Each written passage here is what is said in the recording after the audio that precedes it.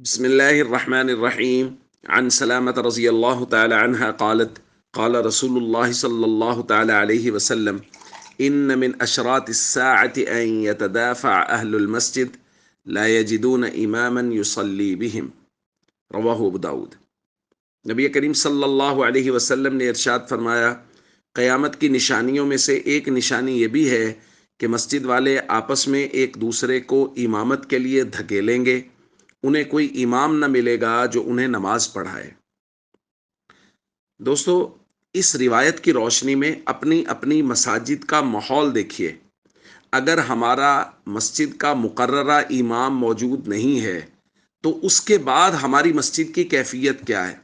عموماً یہ دیکھنے میں آیا ہے کہ اگر امام مسجد موجود نہیں ہے تو ہر شخص بھری مسجد میں سے بسا اوقات پہ مکمل صف میں سے کوئی ایک شخص بھی ایسا نہیں ہوتا جو نماز پڑھا دے، جو جماعت کروا دے، جو امامت کروائے، اس لیے کہ اس امامت کو اہمیت کے ساتھ سیکھا ہی نہیں ہے، اس کے آداب کو نہیں سیکھا، نماز پڑھانے کا طریقہ نہیں سیکھا۔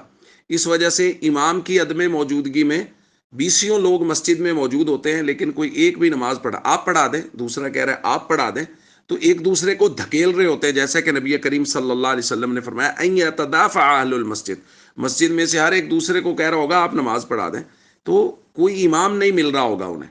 ہم سب اس بات کو دیکھ رہے ہیں کہ ہمارے معاشرے میں یہ ماحول پایا جا رہا ہے، اور نبی کریم صلی اللہ علیہ وسلم اس کو قیامت کی علامات میں سے قرار دے رہے ہیں۔ تو بھائی اس بات کی کوشش کریں کہ ہم خود اس لائق ہوں کہ ہم نماز پڑھائیں، اور اپنے بچوں پر تو یہ محنت کریں کہ ہمارے بچے قرآن اچھا پڑھنے والے، وہ اقرا ہوں اور اعلم بالسنہ ہوں، جیسا کہ ہم نے کل پڑھا تھا کہ وہ سنت کا، قرآن و حدیث کا علم رکھنے والے ہوں، تاکہ وہ امامت کے مکمل اہل ہوں۔